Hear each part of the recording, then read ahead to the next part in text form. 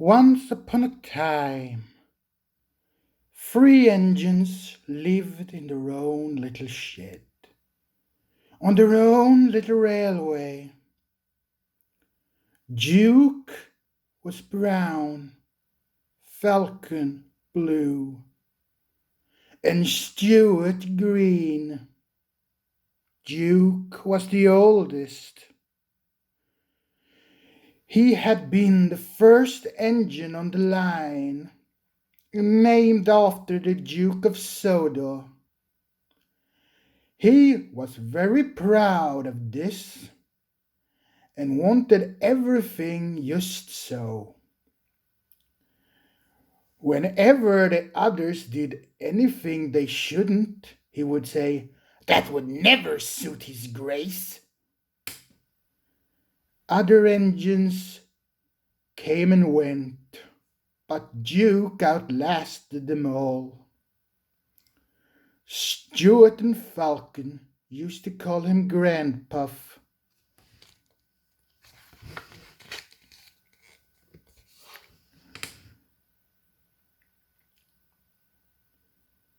Duke was fond of them and tried to keep them in order.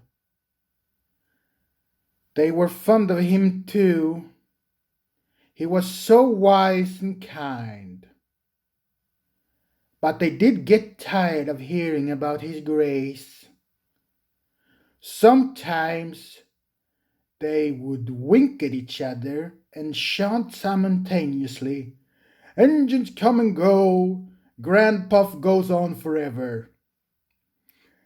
"I don't believe it, you impertinent scallywags," Duke would say indignantly. "Whatever are young engines coming to nowadays?" "Never mind, Granpuff. We're only young ones."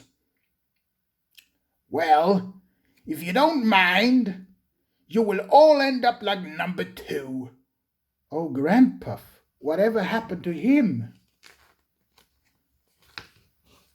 "Number 2 was American, and therefore he had no manners. He was rude and often came off the rails. Oh, I warned him to be careful." "Listen, bud," he drawled. "In the States, we don't care a dime for a few spills." "We do here in England," I said. But he just laughed. But he didn't laugh when the manager took away his wheels. He said it was going to make him useful at last. "Why? What did he do?" "He turned him into a pumping engine. That's what. He's still standing behind our shed to this very day." Stuart and Falcon were unusually good for several days.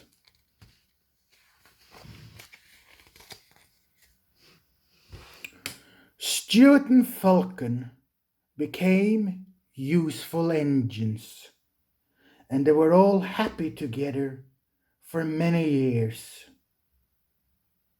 But then hard times came. The mines closed one by one, and the engines had very little to do.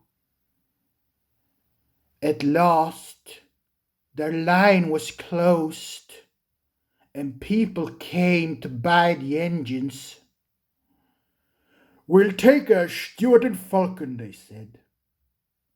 But no one wanted Duke. They thought he was too old. "Cheer up, Granpuff," called Stuart as they went away.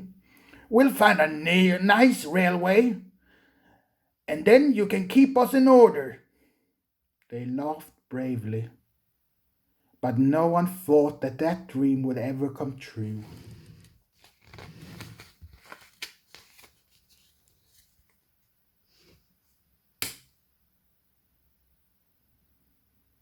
Duke's drive and famine oiled and graced him for the final time. They sheeted him snugly and said goodbye. They had to go away and find other work. Duke was now all alone, locked up in the shed. Oh, I don't believe it. Where's his grace, he wondered. It's not like him to forget about me.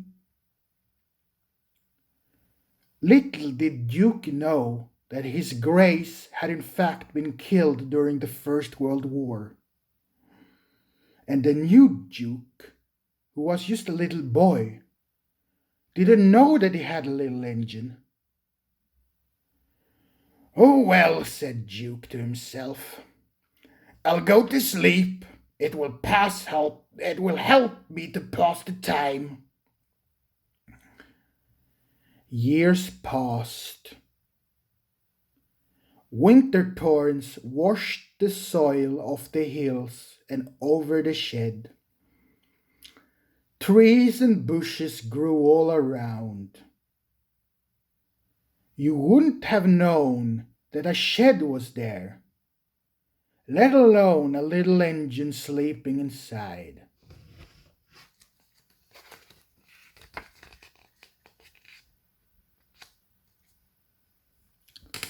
But what happened to Stuart and Falcon? Well, you have guessed right. They came to the Fin Controllers Railway, where they were given new coats of paint and new names.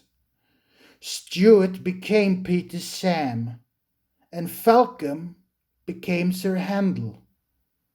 They preferred the new names.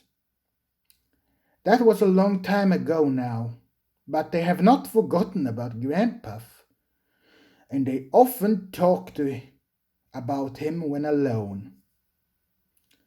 They were excited to hear about the Duke was coming to Scarlo's and Renee's 100th birthday, but most disappointed with the Duke who actually came, for he was a man. But we must say no more, or else we will spoil the next story.